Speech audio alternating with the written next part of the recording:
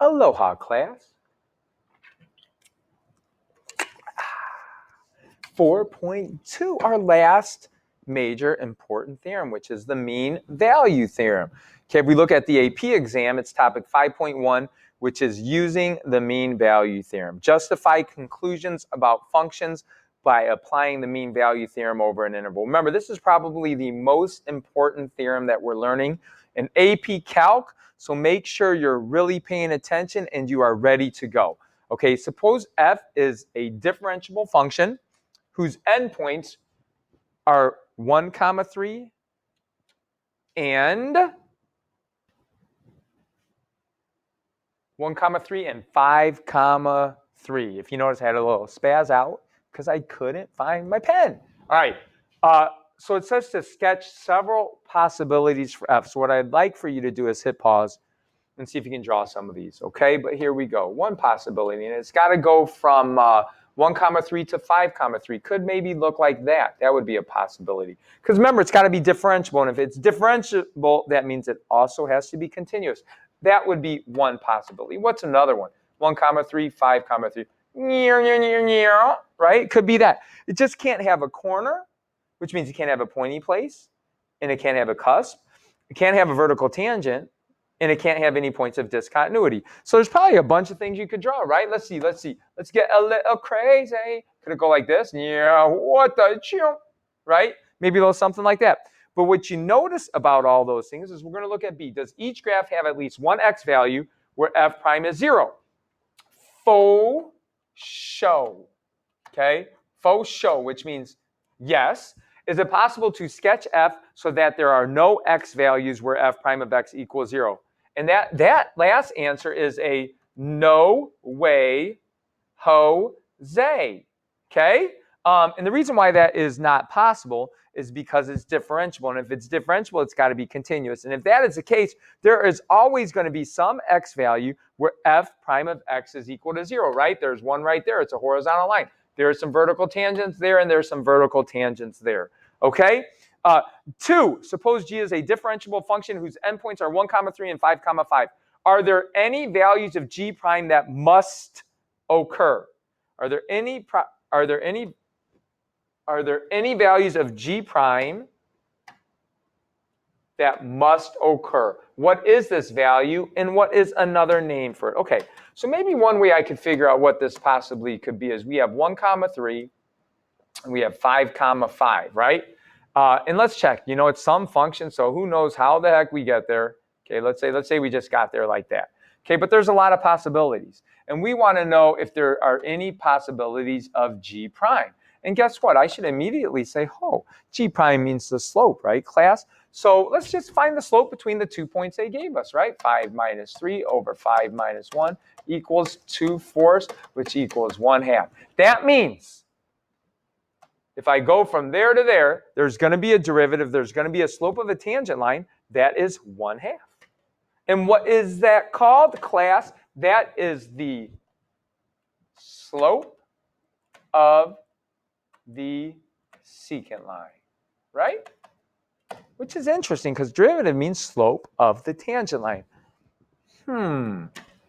So here we go. The mean value theorem is considered by some to be the most important topic in all of AP Calculus, okay? It is used to prove many of the theorems that we have in calculus, as far as other studies as you go into even higher levels of calculus. The mean value theorem. Here we go. Hypothesis in these theorems are the most important thing. If f is continuous on the closed interval and, oh snap, and differentiable on the open interval. So if I satisfy those two things, if I have a function that's continuous on the closed but differentiable on the open, then I can assume some stuff. Then there has to be some c from A to B. And remember, c is an x value, an x coordinate, okay, such that this is true. And hopefully that can should be a little bit familiar to you, right, class? And I have a picture down here that's going to show it. But remember, we just did this. That is the, come on, let's write this down. Slope of our secant line. Oh, and that's got to be equal to the slope of tangent line. Now, how the heck could that be the case? Well, I'm about to show you. All right, so let's look at this picture down here. Okay, this picture better be continuous and differentiable. And guess what? If I go from there to there, and I don't pick up my pencil, and I don't have any corners, I don't have any cusps, I don't have any vertical tangents, right? I don't have any points of discontinuity, then that means the mean value theorem has to be guaranteed.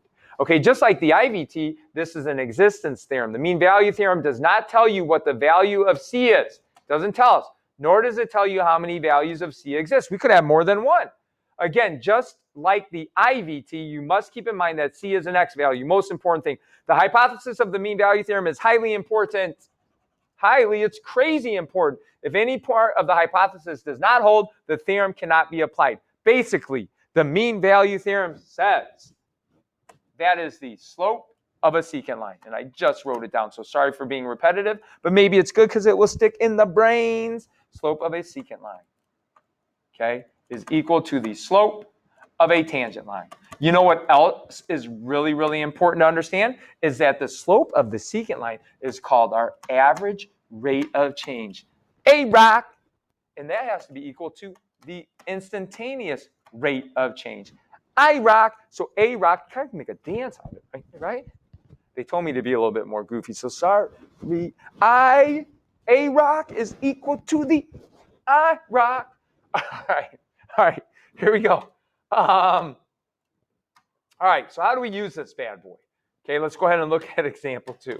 All right, apply the mean value theorem to the function on the indicated interval. Check that the hypothesis is true before applying the MVT. You must check that hypothesis.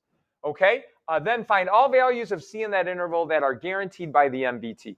All right, so we have some function here. Oh, snap, that looks like a polynomial function and snap, why would they write it like that? There's no way I want to do a product rule if I have to find a derivative, so let's simplify. Okay, that's definitely a cubic function, probably looks a little something like that, right? Oh, and it's on a closed interval. Okay, so let's check our hypothesis of the mean value theorem, because that's what I have to check first, okay? And there's two things I have to check. One, is it continuous on the closed interval? Faux show, right? Because it's a polynomial function. Check. Okay, 2, is it differentiable on the open interval? For show, it's a polynomial, right? There's going to be no corner, there's going to be no cusp. We'll talk about some ways that we can notice whether it is not differentiable as we get into class, okay? So then it says to find all the values of C. Okay, so let's use the MVT because those are satisfied. And what is the MVT? Well, it's just a formula.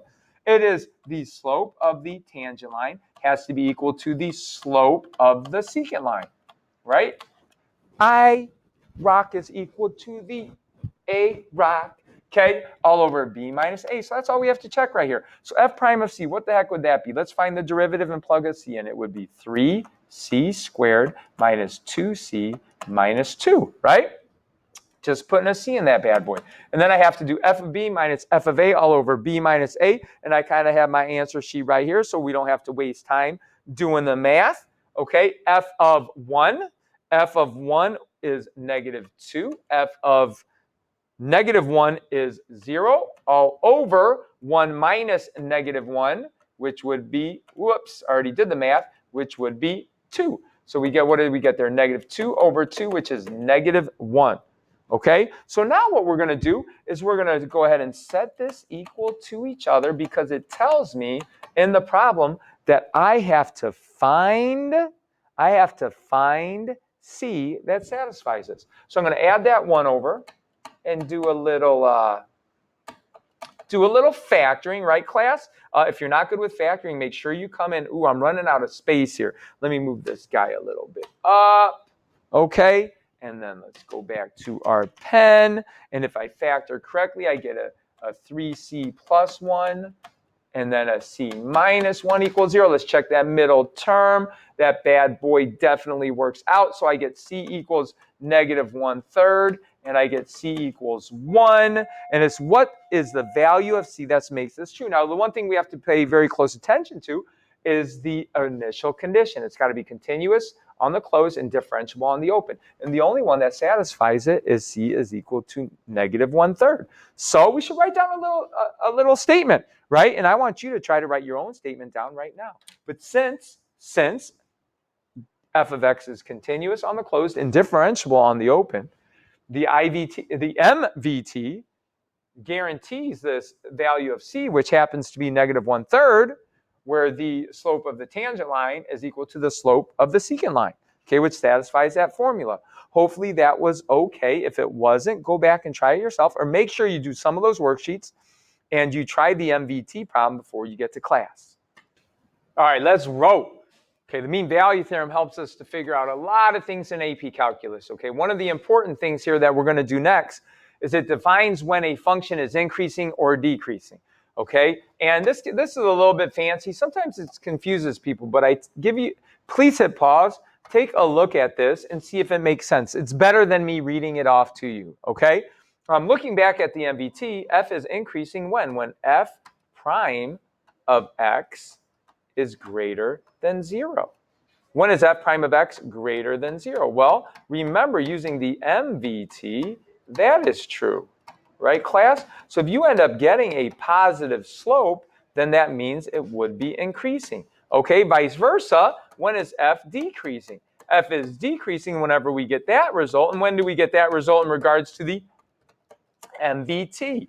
Whenever we get that. And so if you notice your fraction, take a look at your fraction, right, class? If you get positive over positive or negative over negative, then it would be greater than 0. If you get signs that change, it would be negative, which would be less than 0, which takes us to our next corollary, which corollary just means, hey, it's kind of dealing with the mean value theorem, and we take things just a step further. Once again, I challenge you to hit pause, read these things, and see if they make sense, okay? The MVT, and I'm just going to keep on rolling. Please do that, okay? You're going to see here sign charts. Okay, if you did sign charts in your pre-calc classes, those are so helpful right now as we jump into the meat of AP calculus. All right, now the best way for those corollaries to make sense, I think, is to do an example, and it's going to save some of our video time. So here we go. Let's go ahead and do it for a problem. And, let's not look at that stuff. You guys are going to be looking at my test. All right, find the intervals on which g of x equals x to the 4th minus 4x cubed is increasing or decreasing, and I'm not allowed to use a calculator. So guess what? We just learned by that mean value theorem, the derivative tells me a lot about slopes, and those slopes tell me a lot about whether the original function is increasing or decreasing. So what we want to do here is we're going to set g of x, we're going to find the derivative here, okay, because the derivative tells me a lot of important information, and I got that bad boy. Okay, now I'm going to make a sign analysis chart because sign analysis chart helps me to answer a lot of very important things. All right, so we're going to go ahead and use our sign analysis. I just had a little visitor here. He's trying to get on the video, a little Mr. Morris from a little Algebra 2. Okay, so I'm going to hit a pause real quick. See, here's the kid bothering our video. Hello, everybody. All right, now get out of here. Get to class. All right, here we go. So where were we? We have to find critical points, right, to put it in that sign analysis. You come by third period, I'll give you a little cameo. All right, so let's go ahead and find out when this is a DNE or when it is equal to 0, right? That's our critical points. So let's go ahead. We got 4x cubed minus 12x squared is equal to 0. And I hope as you're doing this, you're realizing, oh, if it's equal to 0, right, I'm going to have a horizontal tangent. And when I have a horizontal tangent, that's when a function changes from increasing to decreasing, or vice versa. Okay, so let's go ahead and solve. Oh, they have the 4x squared. What do I end up there? X minus 3. Okay, and then I get x equals 0 or x equals 3. So I put those bad boys on my sign analysis, and then I pick numbers. Okay, remember though, this is your sign analysis for the derivative. Okay, so let's pick a number to the left of 0, -1.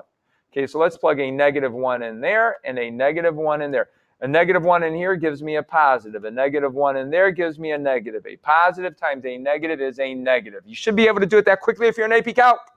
Okay, pick a number between 0 and 3. 1. Put a 1 in there, I get a positive. Put a 1 in there, I get a negative. So that's a negative again. What? Okay, 3. Number bigger than 3. Let's go ahead and pick a 4.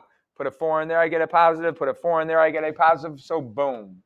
Oh, snap. I can answer all my questions. Sweet. Okay, so let's go ahead and answer those. I'll put it here in blue. No, not again. I'll put it here in blue so you guys can see my answers. Okay, so let's do increasing. INC. It's going to be increasing from 3 to infinity. When is it going to be decreasing? And why? I should always justify. It's increasing because g prime of x is greater than 0. When is it decreasing? It's going to be decreasing from negative infinity to 0, union 0 to 3, because g prime of x is less than 0. Okay? Not too bad, right, class? Make sure you try a video. Try a video. You can make a video, but try some of those worksheets. There's a ton of them where you can practice this little find the derivative, put some critical points on a sign analysis, and they give me some answers. You know what's interesting about this one is these are zeros, right, which would be horizontal tangents.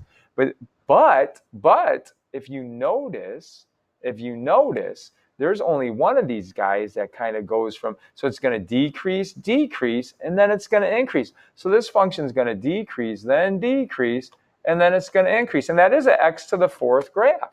Okay, but if you notice, something funny happens here at x equals 0. It kind of decreases. It will have a horizontal tangent, but then it keeps on decreasing. And then when it gets here to x equals 3, is when it's going to actually change from increasing to decreasing. So you always want to make sense of what you are doing and see if you can picture what the original graph would look like. A little bit of a review of some things that we did earlier, okay, is that given the graph of f below, label the relative extrema. Okay, hopefully you remember that boy right there would be a relative maximum, right, class? And then this right here would be a relative minimum, okay? Now, remember, that's the graph of y. Let's say I now want you to accurately graph y prime, or in this case, f prime. We all remember that if it was a horizontal tangent, right, class, it's going to be a 0 on that derivative graph right there, okay? Likewise, if it's a relative minimum, it's going to be a 0, okay, on the derivative graph. And then remember, this is all increasing. So if it's all increasing, that means the slopes of the tangent should be all above. These are all decreasing, which means from those two values, it should be below, with the steepest slope being around here, and that's why the steepest slope is about right there. And then remember, for the rest of it, it's always increasing, so it looks like that. So that's the graph of f prime. Okay, so if you notice here, what's interesting with the problem that we did before, okay, and what we're just trying to do here is relate the graph to what we do in terms of showing work and doing algebra to justify maxes, mins, increasing and decreasing. If we go back to above, right, that's the problem we did at the very top, okay? If you remember, we did a sign analysis. Okay, and we had 0 and 3 on there, and we have minus. I probably told you a little bit too much when we did this earlier. But 0 happened to be a critical point, right? That would neither be a max or min. So max, min, no way, Jose. Why? Because it decreases and then it decreases again, thus not being a min or max. But there is a horizontal tangent, right? If you look in right there, there's a horizontal tangent right there. If you don't believe me, graph that. Told you so. All right. This guy right here, though, is going to go from decreasing to increasing. And your first derivative test just tells you, hey, you can look at a value to the left and the value to the right, and it will tell you if it's a max or min. And if it goes from negative to positive, 3 happens to be x equals 3 is a relative minimum of g of x. Okay, and that's all we're doing right there. We're going to do so many of these things in class. You're going to have to be really good at it. Once again, I challenge you guys. Make sure you keep up with the worksheets. And I have so many extra worksheets that we're going to do in class that try to get ahead and do some of them, at home. Okay, let's go ahead and get a little drink of water. And we'll call it a day. What's the most important thing you should have learned today is the MVT. And what's so cool about the MVT? The A-rock is equal to the I-rock. See you in class. Aloha.